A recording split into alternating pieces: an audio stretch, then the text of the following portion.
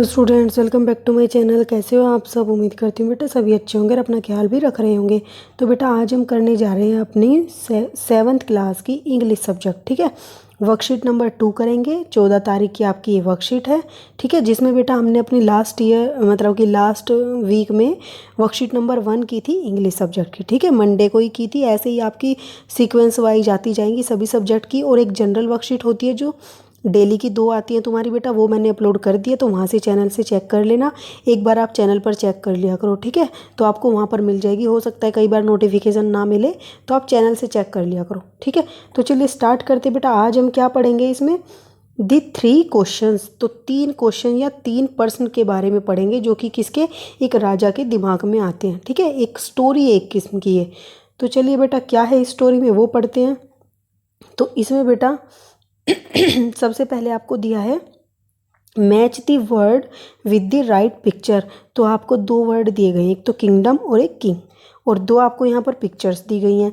अब ये बोला है कि किंगडम कौन सा है इनमें और किंग कौन सा है। तो बेटा पहले तो मैच करने के लिए आपको इनका मीनिंग पता होना चाहिए। तो किंगडम किसको बोलते हैं? साम्राज्य को। ठीक है, और किंग तो आपको पता ही होगी, राजा को बोलते हैं। तो एक का भी पता होगी तो दूसरा अपने आप ठीक हो ही जाएगा। तो ये तो क्या है, राजा है, और ये कौन है? किंगडम, साम्राज्य, राजा का साम्राज्य है। ठीक है, जिस पर वो राज करता है। अब नीचे बेटा आपको एक पैसेज दिया गया है। ठीक है, read the passage carefully and answer the questions given below. तो आपको ये पैसेज को अच्छे से रीड करना है, समझना है, फिर आंसर करना है नीचे जो क्वेश्चंस दिए गए हैं उनका। तो पढ़ते हैं बेटा पैसेज के अंदर क्या दिया है। It once occur to a certain king that It once occurred to a certain king that if he always knew the right time to begin everything। तो एक बार क्या होता है, जो मतलब कि राजा होता है वो निश्चय करता है। ठीक है, वो एक मतलब कि दिमाग में उसके एक बात आती है। वो क्या सोचता है कि यदि अगर काश ऐसा होता, if he always knew the right time to begin everything, कि उसको एक समय का पता होता, सही समय का, कि जब कोई भी काम की शुरुआत करनी चाहिए। ठीक है, तो अगर उसको पता होता, और साथ ही if he knew who were the right people to listen to, और उसको ये भी पता होता कि कौन ऐसा मतलब कि आदमी है या व्यक्ति है जिसको उसे सुनना चाहिए। वो सही व्यक्ति कौन है जिसको उसको सुनना चाहिए, जो उसके फ़ायदे की बात करेगा, जो उसके लिए हमेशा सही बातें करेगा। ठीक है, और होम टू अवॉइड, और किसको उसे अवॉइड करना चाहिए, किससे उसे बचना चाहिए। ठीक है, एंड एंड अबव ऑल, और मतलब इन सब से ऊपर एक और क्वेश्चन जो तीसरा पर्सन था वो क्या, if he always knew what was the most important thing to do. और सबसे बड़ी बात कि उसको ये पता चल जाता, वो ये पता चल जाए कि सबसे ज़्यादा इम्पोर्टेंट चीज़ क्या है करने के लिए, मतलब कौन सी चीज़ उसको करनी चाहिए। He would never fail in everything he might undertake. तो वो किसी भी चीज़ में फेल नहीं होता जिसमें भी वो हाथ डालता। ठीक है, मतलब जिस भी काम को वो करना चाहता उसमें वो कभी फेल नहीं होता। अगर ये तीनों चीज़ पता चल जाती, कौन कौन सी, कि काम को करने का सही समय कौन सा है, किस व्यक्ति को उसको सुनना समझना चाहिए और किससे दूरी करनी चाहिए, और तीसरा सबसे बड़ा कि उसको कोई भी काम मतलब कि कौन सा काम करना चाहिए। ये तीनों प्रश्न का अगर उसे उत्तर मिल जाए तो वो कभी भी किसी भी काम में फेल नहीं हो सकता था। ठीक है, ये राजा का मतलब मन में आया था, उसने ये सोचा था कि ऐसा हो सके। तो and this thought having occurred to him, तो उसके दिमाग में एक मतलब कि थॉट आया, विचार आया। उसने क्या किया, he had it proclaimed through out his kingdom, और उसने क्या किया, उस चीज़ की घोषणा करवा दी अपने पूरे साम्राज्य में। ठीक है, मतलब कि थ्रू आउट मतलब पूरे साम्राज्य में घोषणा करा दी।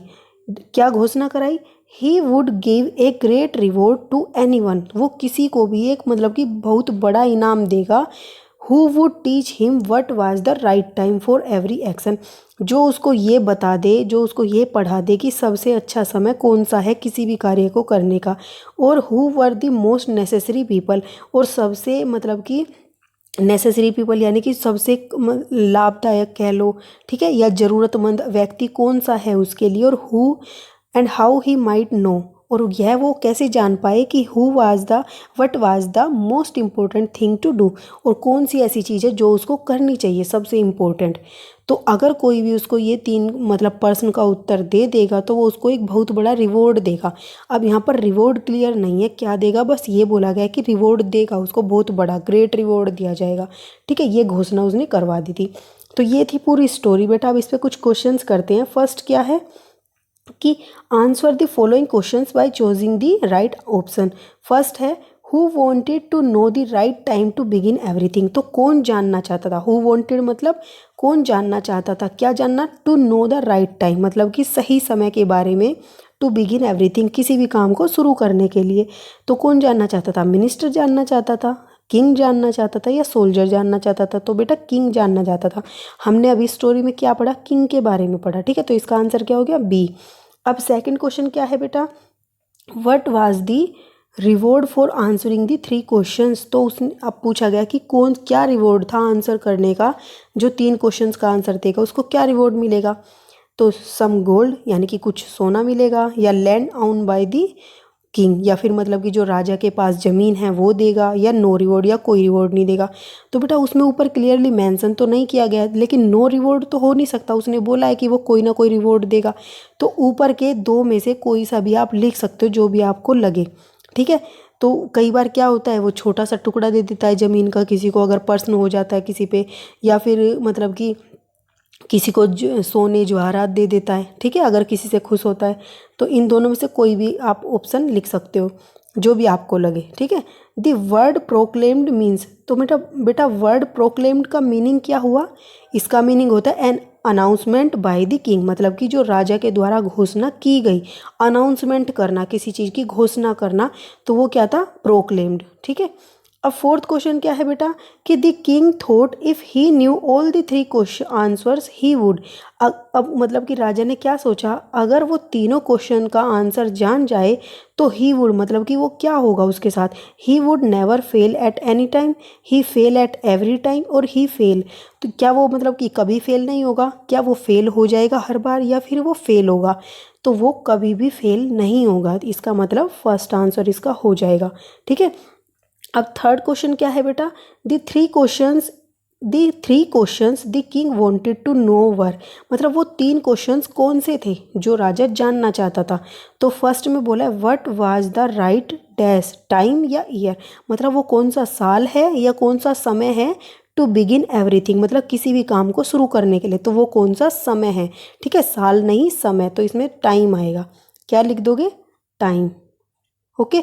सेकंड है बेटा who was the right person या मदर टू लिसन टू। अब बेटा क्या मतलब कि वो कौन सा मतलब कि राइट टाइम था, मतलब कि कौन सा राइट पर्सन था, मतलब कौन सा वो व्यक्ति था जिसको उसने सुना, या ठीक है। तो यहाँ पे मदर मम्मी थी या फिर पर्सन था, तो बेटा वो पर्सन था, तो क्या लिखोगे, who was the right person to listen to, ठीक है। अब थर्ड क्वेश्चन क्या है, what was the most dash important या डिफ़िकल्ट थिंग टू डू। तो वो क्या जानना चाहता था कि सबसे इम्पोर्टेंट थिंग क्या थी जिसको उसे करना चाहिए था। तो यहाँ पर क्या आ जाएगा, इम्पोर्टेंट, ठीक है। इस वाले में पर्सन आएगा और इस वाले में टाइम आएगा। तो ये थे बेटा आपके आज के क्वेश्चन आंसर। उम्मीद करती हूँ आपको अच्छे से समझ आए होंगे, कोई डाउट नहीं रहा होगा, और मैंने कोशिश भी की आपको अच्छे से समझाने की।